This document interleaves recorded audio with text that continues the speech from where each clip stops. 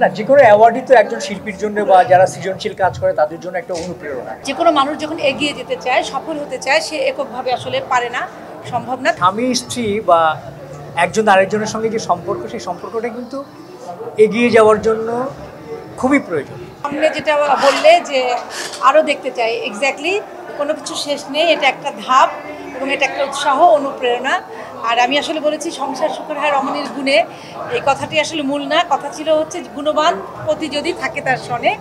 তো আসলে আমার যে কথাটা কখনো মঞ্চে বলা হয়নি যে যে কোনো মানুষ যখন এগিয়ে যেতে চায়, সফল হতে চায়, সে এককভাবে আসলে পারে না, সম্ভব না। তার পাশে চারপাশে যারা থাকেন তাদের সাপোর্ট, সেটা যে কোনো কর্মক্ষেত্রে, সেটা ব্যবসা হোক বা সেটা খেলাধুলা হোক বা আমাদের সংস্কৃতি ভ্রমণে হোক, আমি মনে করি যে সেটা বাবা মাই হন আর স্বামী বা স্ত্রী, যারা, আমি বলি এই সম্পর্কগুলো আসলে সিম্বায়োটিক, সবাই কিন্তু পরিপূরক।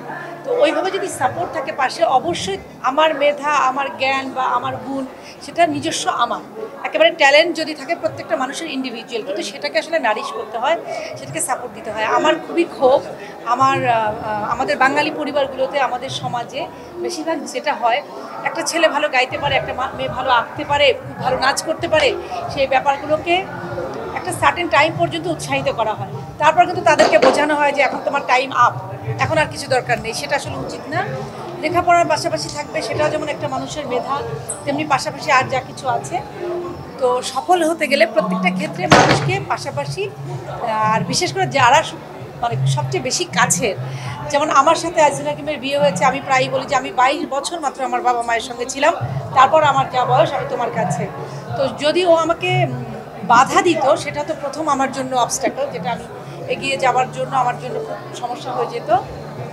আর সেটা না করে যখন পাশে থাকে, তখন তার বলার অপেক্ষা রাখে না। আমি মনে করি আমি আসলে অনেক দূর আসতে পেরেছি। বসুন্ধরা টিস্যু, অশুদ্ধতার বিরুদ্ধে এক বিন্দুও ছাড় নয়। আচ্ছা, একটা মানুষের ইন জেনারেল যে গুণগুলো প্রয়োজন হয়, যদি সে আসলে সফল একজন ব্যক্তি হতে চায় বা আইকনিক পার্সন হতে চায়, ডেফিনেটলি তার প্রত্যেকটা গুণ তার ভিতরে আছে। তার ভিতরে আমি বলবো প্রথম, তার যেটি আমি বলতে চাই যে একেবারে পেশেন্স, যেটা ধৈর্য। একটা মানুষকে সবসময় ধৈর্য ধরতে হয়, অপেক্ষা করতে হয়, সহনশীলতা, তারপর পরমত সহিষ্ণুতা, যেটা আমাদের ভেতরে মানে একেবারেই থাকে না, আমরা সমালোচনা নিতে পারি না।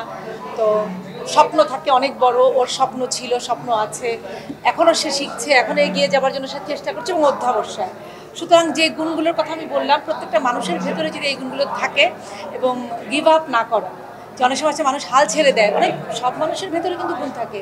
তো একজন আজিজুল হাকিম, আমি বলবো আপাদ মস্তক একজন ভদ্র মানুষ, ভালো মানুষ এবং ধৈর্যশীল, এবং সামনে আর বলবো না, কিন্তু সে আসলে ভালো মানুষের বাইরে, ভালো মানুষ তো তার একটা গুণ মানুষ হিসেবে, কিন্তু সফল মানুষ হিসেবে তার যে এখনো পর্যন্ত সে তার স্ক্রিপ্ট পেলে যেভাবে সে স্টাডি করে, স্ক্রিপ্টের প্রত্যেকটা সংলাপ সে মুখস্থ করে, সে সেটাকে হাইলাইটার দিয়ে সে দাগিয়ে পড়ে, মানে একজন আজিজুল হাকিম এরকমই হওয়ার কথা।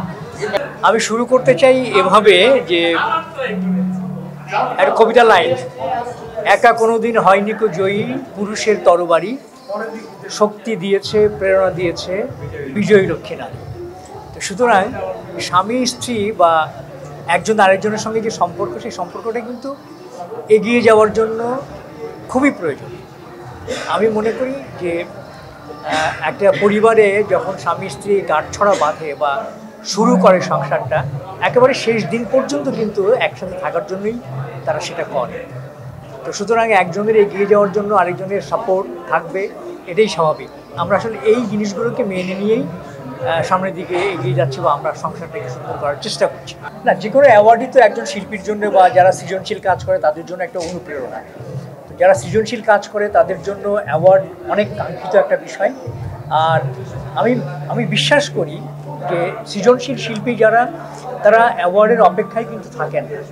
তারা থাকেন তার কাজের জন্য, একটা ভালো কাজ করবার যে আকাঙ্ক্ষা, যে অপেক্ষা, সে অপেক্ষায় তারা সবসময় থাকেন। আমি এই অপেক্ষায় থাকি যে একটি কাজ করার পর আরেকটি ভালো কাজ কীভাবে করা যায় বা সেই কাজটি পাওয়ার যে সুযোগ, সেই সুযোগের অপেক্ষায় আমি সবসময় থাকি। সবসময় যে ভালো কাজ করবার সুযোগ আসে তা কিন্তু নয়। যে কাজগুলো আসে সে কাজগুলোকে সুন্দরভাবে করার যে একজন শিল্পীর যে কাজ, সেটি সুন্দরভাবে আসলে করাটা একজন শিল্পীর দায়িত্ব বলে আমি মনে করি।